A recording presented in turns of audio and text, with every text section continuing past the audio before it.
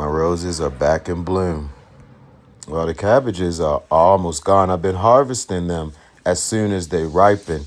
And down here, you can see the celery is crazy. It's just crazy.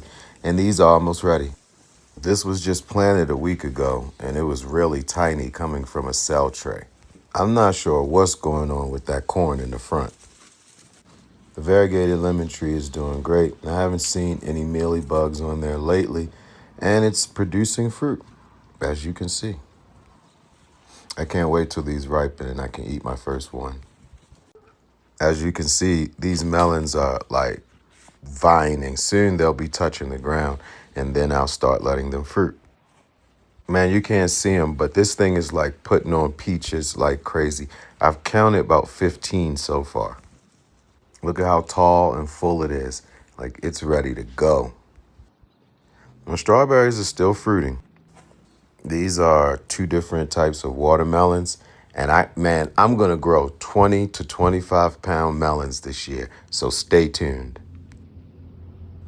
Once they touch the ground, I'm going to start letting them put on watermelons. Look at the strawberry patch on the other side. And these are the new potatoes that I shouldn't be growing in heat because they're a cool weather crop. We'll see. You want to plant your potatoes like a month apart, staggering them so that you don't harvest everything all at once. If I ever mention Arizona wind, this is what I mean. So the second cucumber trellis is officially underway.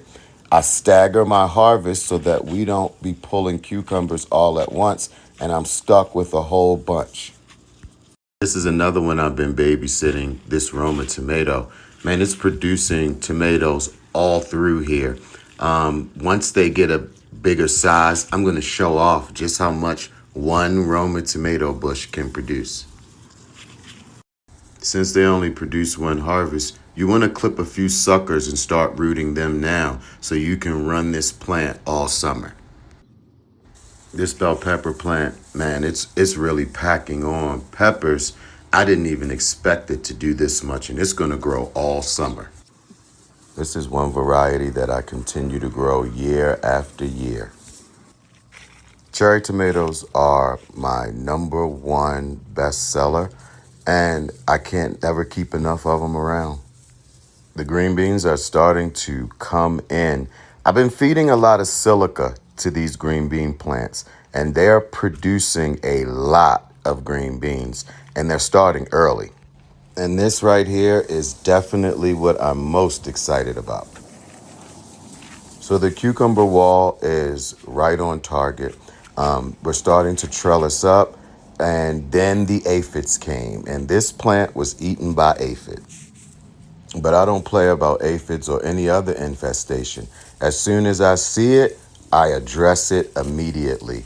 Insecticidal soap, peroxide, and a little rubbing alcohol. You mix that formula in your spray bottle, and then you go to work, immediately attacking the underside of the leaves. That's where the aphids like to live, and that's where they start killing your plants.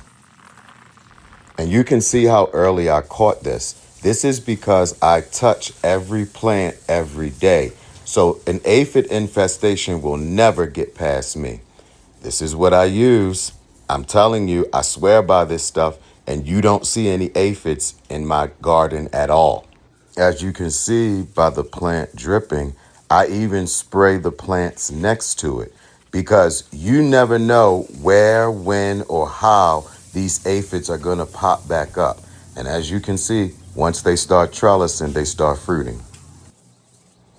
I'm not sure if you know about moringa trees, but if you stay on my page, you definitely will. And I will be selling moringa trees this year. And these are all the newest additions to the garden that I've potted up, and now they're starting to grow and we'll be enjoying very soon.